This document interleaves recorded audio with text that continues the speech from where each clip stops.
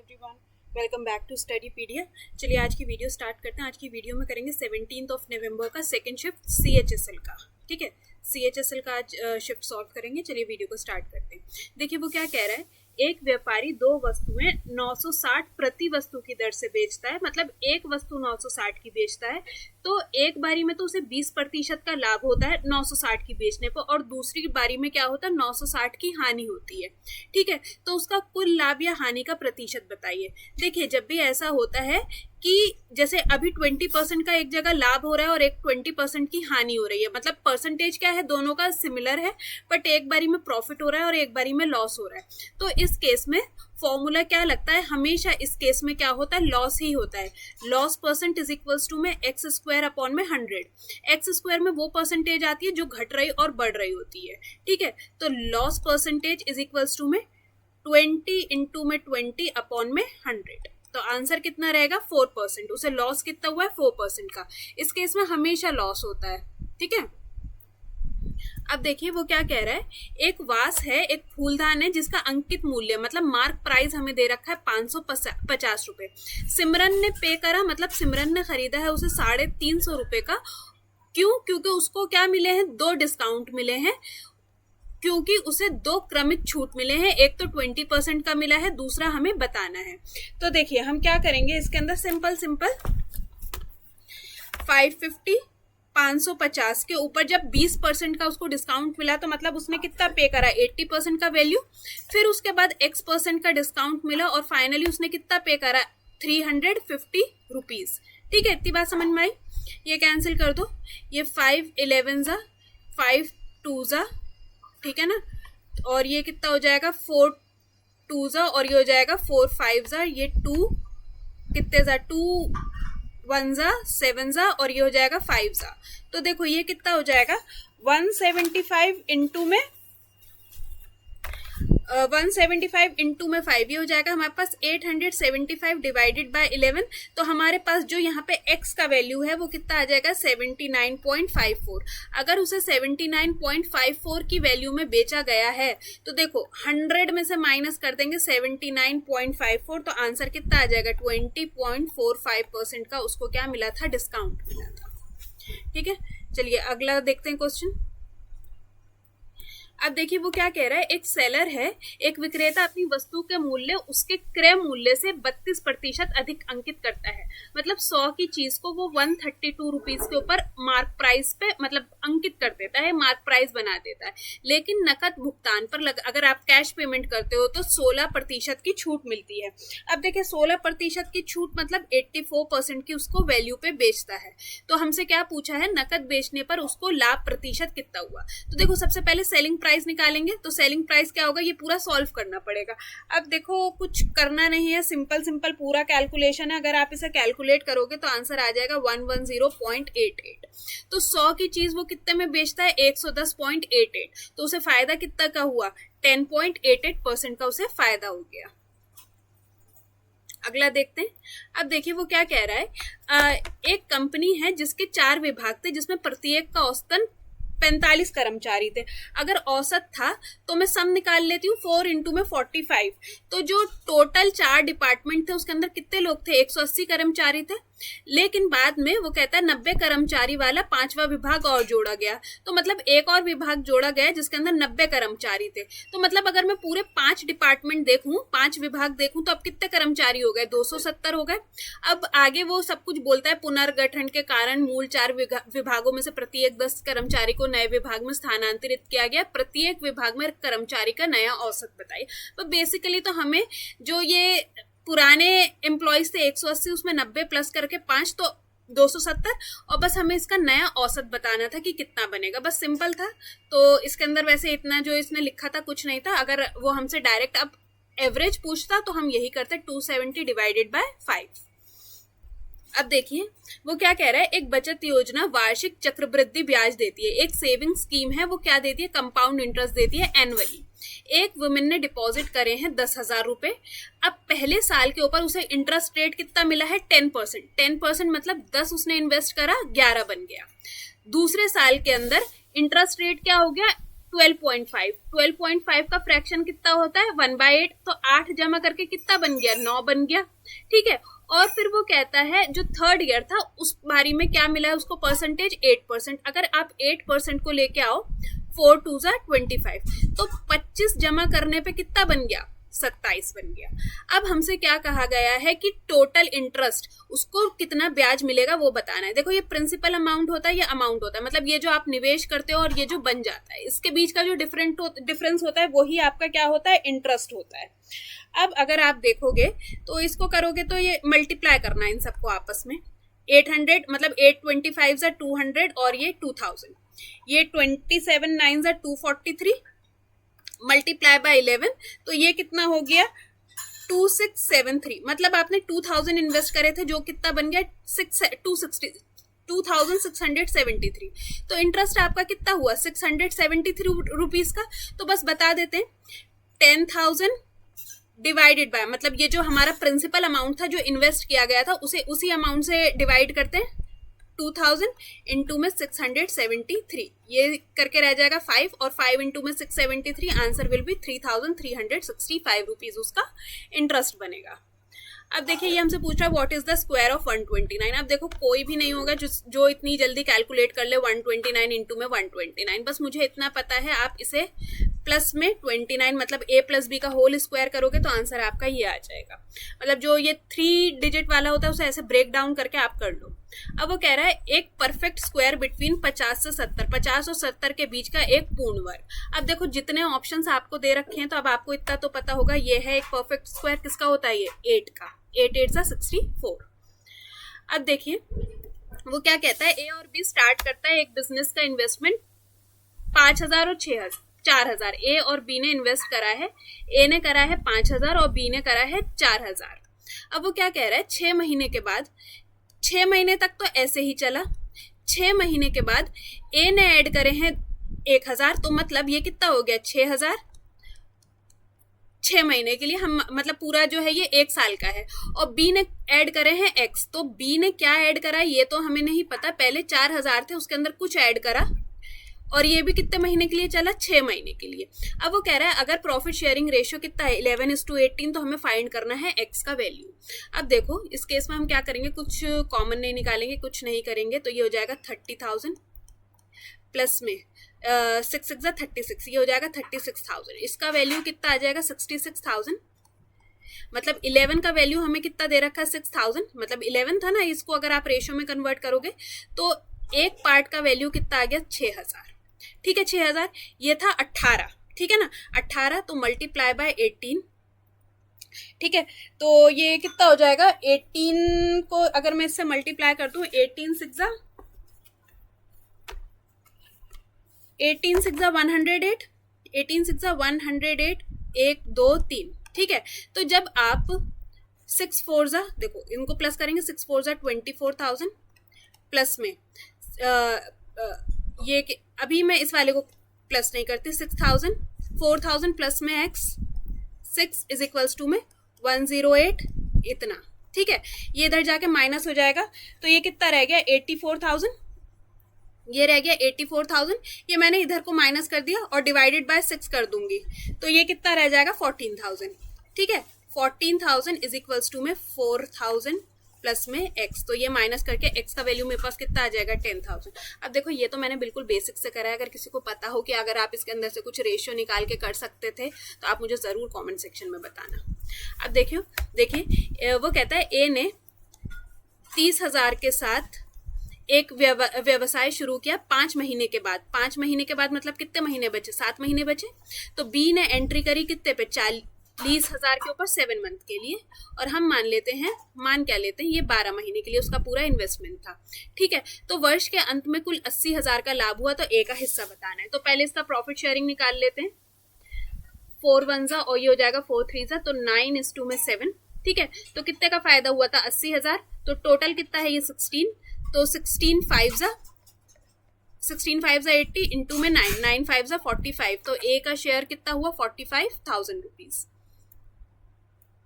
अब again partnership, A B C ने invest करा है, ए ने करा है 5,000 रुपये 12 महीने के लिए, बी ने करा है 4,000 रुपये 9 महीने के लिए और सी ने करा है 3,000 रुपये 6 महीने के लिए। ये A/B/C का रेशियो है।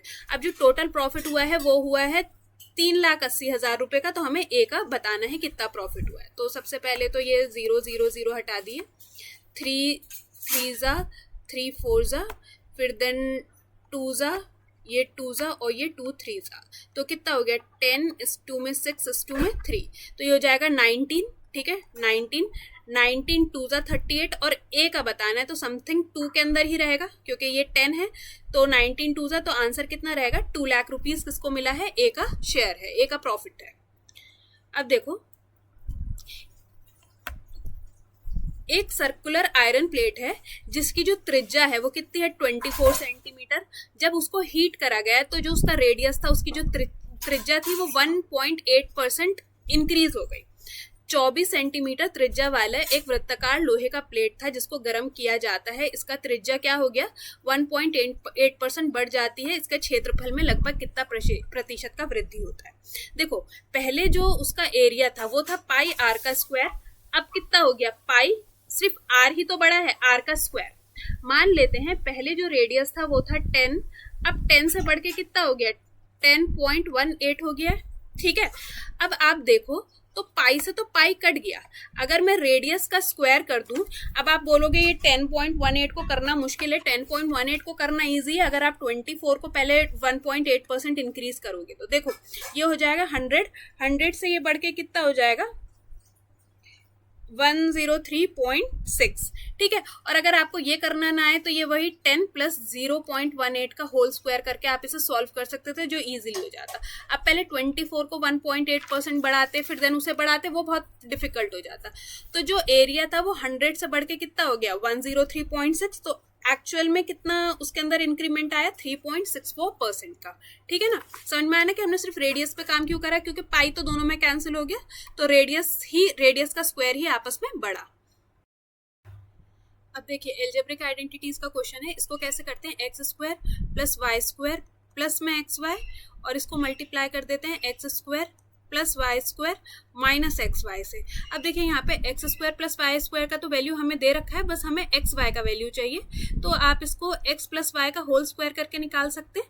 तो ये हो जाएगा a² + b² प्लस में 2ab, इसका वैल्यू कितना हो जाएगा 6 6 36, तो यहाँ से हमारे पास xy का वैल्यू कितना आ जाएगा 8।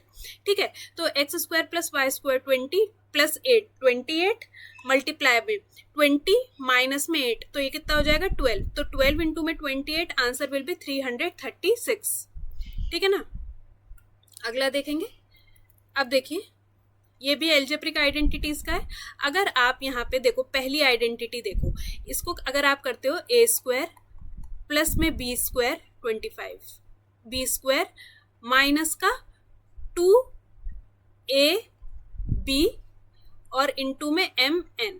ठीक है ना, 2ab ये किसके बराबर हो गया 7 के। अब आप यहाँ देखो 30 mn का वैल्यू आपको कितना दे रखा है 60, तो 5 6 30, ये इसका वैल्यू हो गया कितना 60 और 62 जा 120। ठीक है ना, टोटल इसका वैल्यू कितना हो गया 120, ये माइनस का उधर जाके प्लस में हो जाएगा, तो ये कितना हो गया 127। तो ये जो 36x² प्लस में 25n² का वैल्यू आपको कितना मिल गया 127। अब इसको इसी में पुट कर देते हैं। ठीक है ना, तो यहाँ पे a² + b² कितना हो जाएगा 127 प्लस में 2ab मतलब 30 mn। ठीक है, प्लस में 16 mn। ठीक है, अब देखो यहाँ पे से अगर मैं सिर्फ m और n की वैल्यू निकालूं तो सिर्फ m और n की वैल्यू कितनी है 20 है, तो देखो 127 प्लस में 2 इंटू में 30 की, तो ये दे रखा 120 प्लस में 16 इंटू में 2, इसको पूरा आप कैलकुलेट कर लोगे तो आपका आंसर कितना आ जाएगा 279। पहले 16 2 जा 32 आप करोगे तो इन तीनों टर्म्स को आप प्लस कर दोगे, आंसर विल बी 279। अब देखिए sec x - 10x, तो sec x - 10 आपको कितना दे रखा है 1/√3, तो sec प्लस में 10 कितना हो जाएगा √3। ठीक है, यहाँ से मैं क्या निकाल लेती हूँ sec की वैल्यू निकाल लेती हूँ, 2 sec theta is equals to में 1/√3 प्लस में √3, तो ये कितना हो जाएगा √3 1 प्लस में 3, तो ये हो जाएगा 4/3। तो ये कितना आ जाएगा 4/3। तो ये कैंसिल कर दिया, तो ये कितना रह गया 2/3। सेक का वैल्यू मेरे पास कितना आ गया 2/3। तो यहाँ से 10 का वैल्यू निकाल लेते हैं। 2/3 माइनस का 10 इज इक्वल्स टू में 1/√3। ठीक है, सॉरी ये √3 था, ये भी √3 है, तो ये भी √3 है। ठीक है, तो ये हो जाएगा 2√3 माइनस में 1/√3 इज इक्वल्स टू में 10। तो 10 का वैल्यू कितना आ गया हमारे पास 1/√3।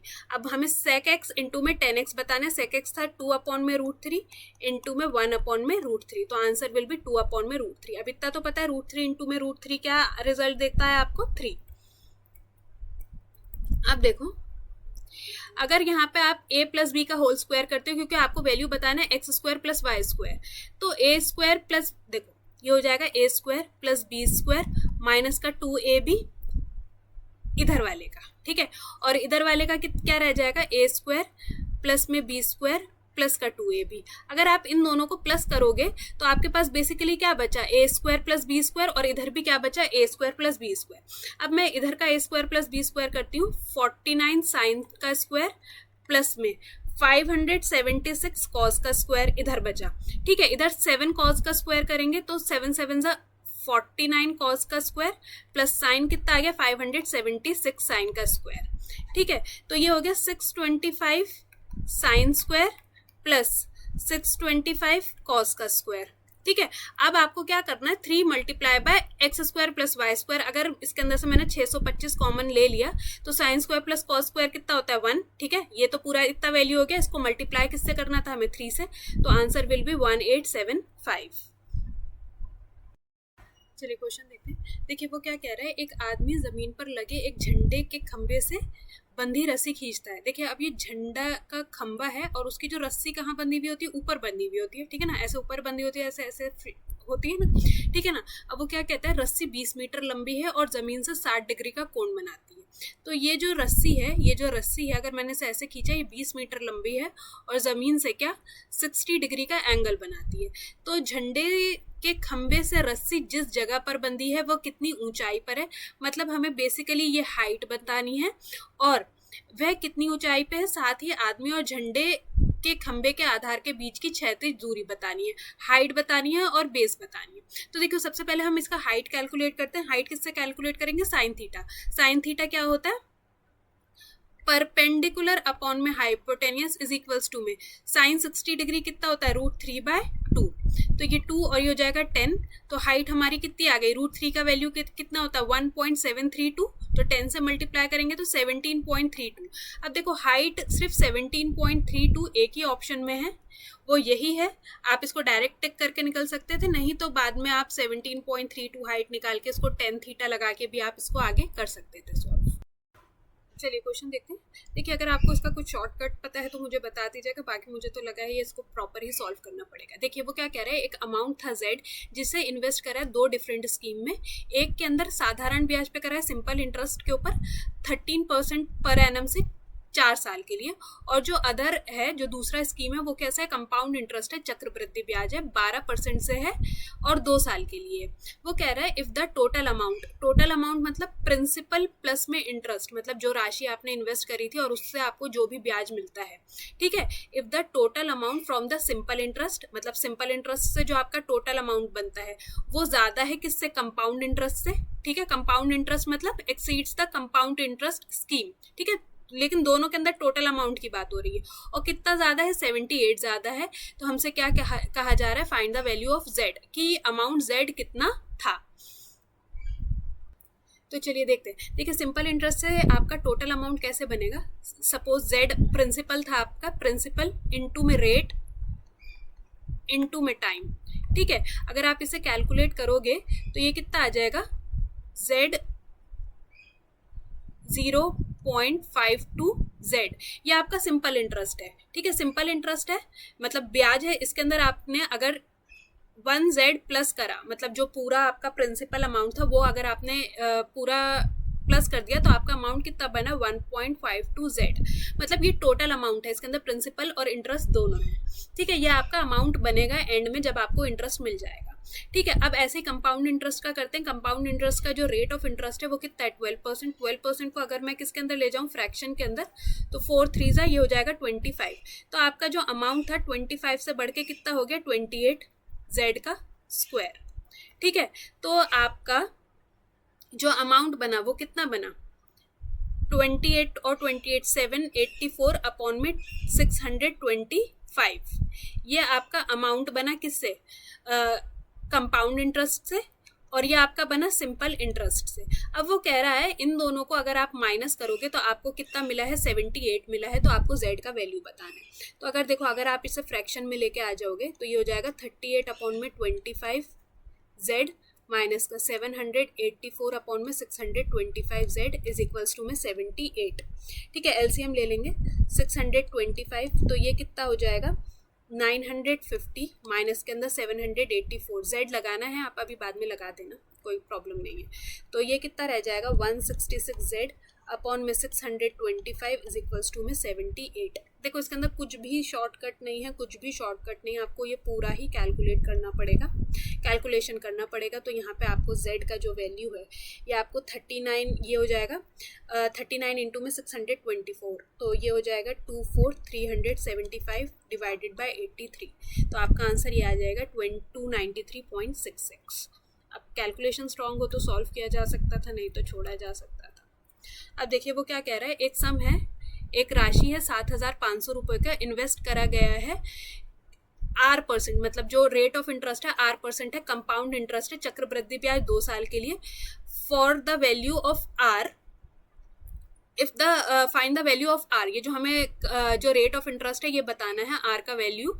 अगर वो कह रहा है डिफरेंस किसका, सिंपल इंटरेस्ट और कंपाउंड इंटरेस्ट का, for the same amount for the same rate of year 2 साल के लिए कितना है 108।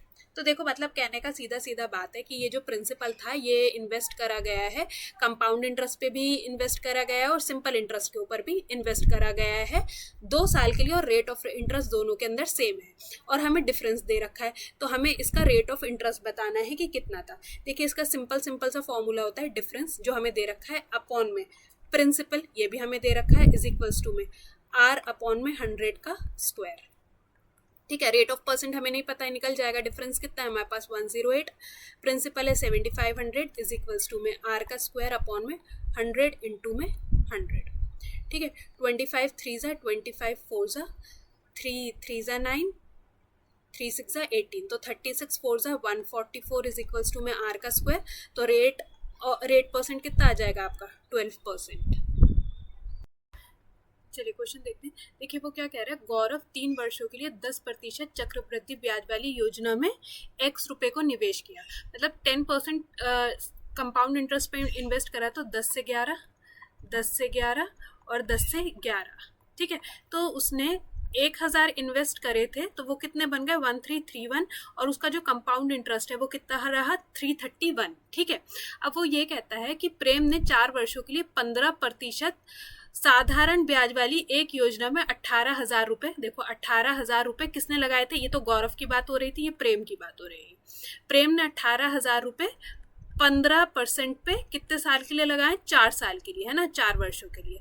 तो देखिए ये कितना हो गया 15 4 60, और ये हो जाएगा 108। ठीक है, तो देखो जो प्रेम को सिंपल इंटरेस्ट मिला था वो कितना मिला था 10,800 रुपये। अब वो क्या कह रहा है, यदि प्रेम द्वारा अर्जित ब्याज इतना है, ठीक है, ये किसके इक्वल है 2x माइनस का 1200, तो ये कितना हो जाएगा, इधर 1200 प्लस हो जाएगा, तो ये हो जाएगा 12,000 इज इक्वल्स टू में 2x, यहाँ से x की वैल्यू मेरे पास कितनी आ गई 6,000 रुपये।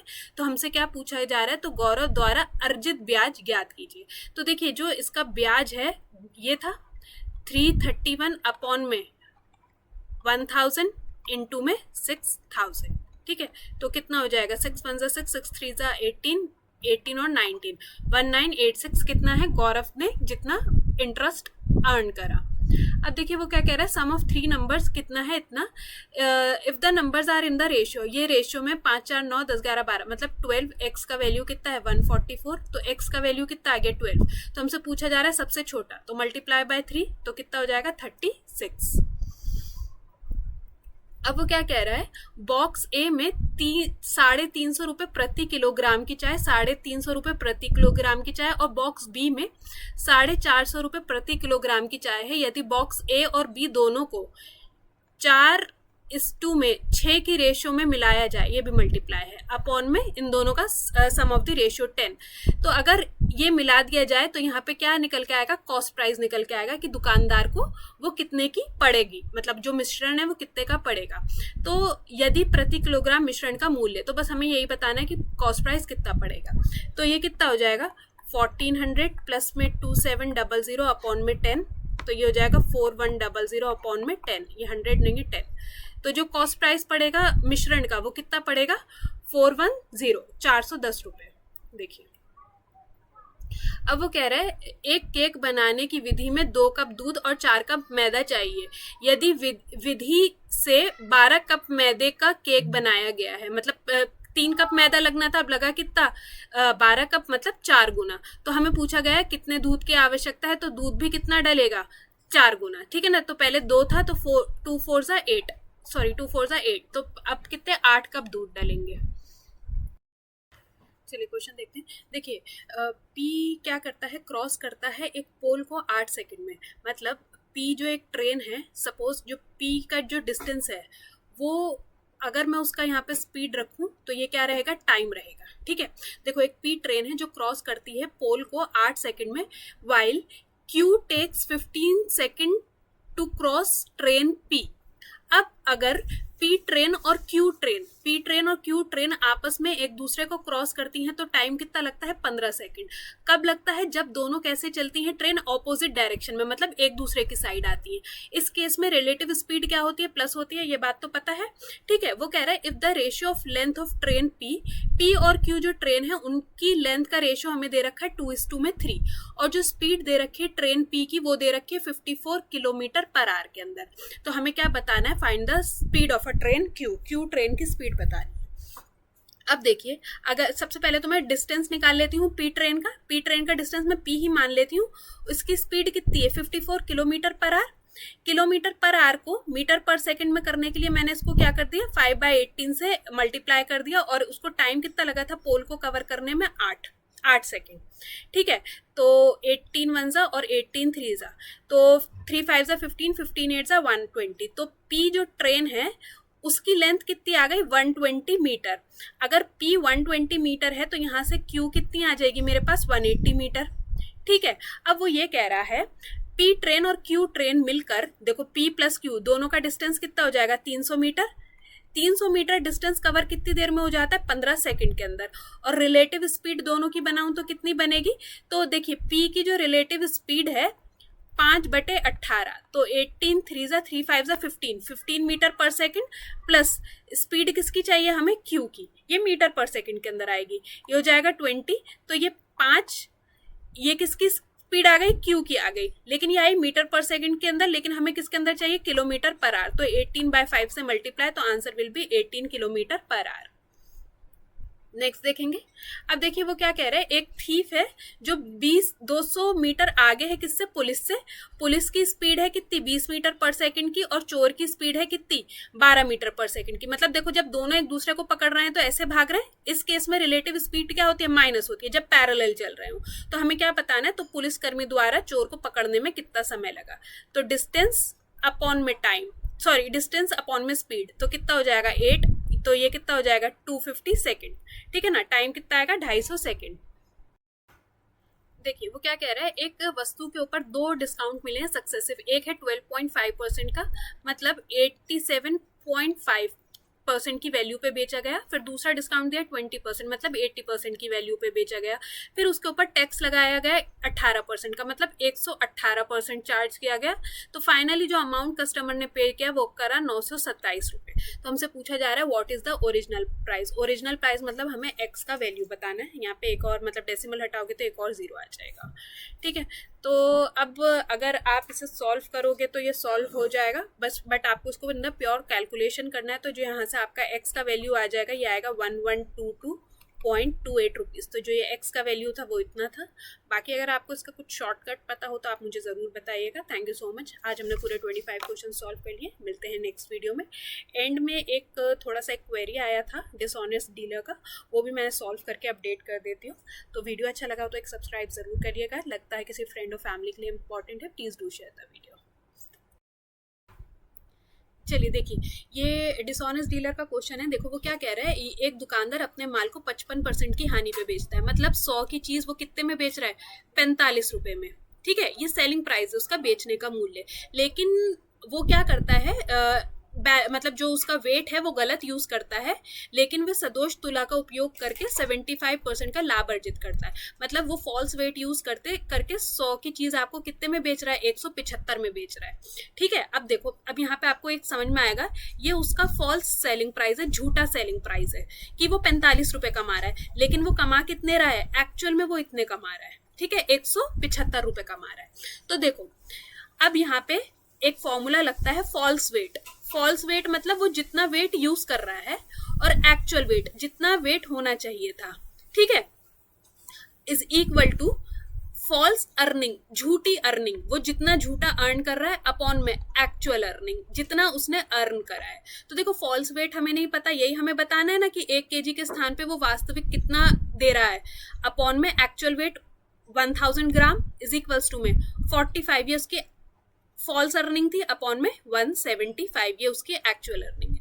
तो यहाँ से आप अगर सॉल्व करोगे तो एक्स का वैल्यू आपके पास कितना आ जाएगा, 257.1। ठीक है, 257.1 आ जाएगा। 1 ग्राम वो एक्चुअल में यूज कर रहा है। ठीक है, नहीं तो आप इसको ऐसे भी कर सकते थे। देखिए वो x ग्राम दे रहा है 1000 की जगह, तो उसका कॉस्ट प्राइस कितना हो जाएगा, ये उसका कॉस्ट प्राइस आ जाएगा। मतलब ये कॉस्ट प्राइस था, कॉस्ट प्राइस से मल्टीप्लाई कर देंगे तो वो कितना दे रहा है, 2 0 से 2 0 कैंसिल, x अपॉन में 10 ये उसका कॉस्ट प्राइस आ जाएगा। कॉस्ट प्राइस के ऊपर वो 75% का लाभ ले रहा है, उसका 175%, और उसके अंदर उसका सेलिंग प्राइस कितना बन रहा है, 45। अगर ऐसे करके समझ में आ जाए तो ऐसे कर लो, नहीं तो ये बहुत इजी रहता है कि फॉल्स वेट एक्चुअल वेट ये आपको बस पता होना चाहिए कि ये कॉस्ट प्राइस होता है, इधर सेलिंग प्राइस आता है। मतलब कॉस्ट प्राइस हमेशा एक साइड रखो और सेलिंग प्राइस हमेशा एक साइड रखो। तो फॉल्स और एक्चुअल, ठीक है, तो फॉल्स वेट एक्चुअल वेट, ठीक है ना, फिर फॉल्स वैल्यू अपॉन में एक्चुअल वैल्यू। ठीक है, तो आपको यहाँ से मिल जाएगा कि वो कितना दे रहा है। नहीं तो बाकी आप ऐसे कर सकते हो, तो ऐसे कर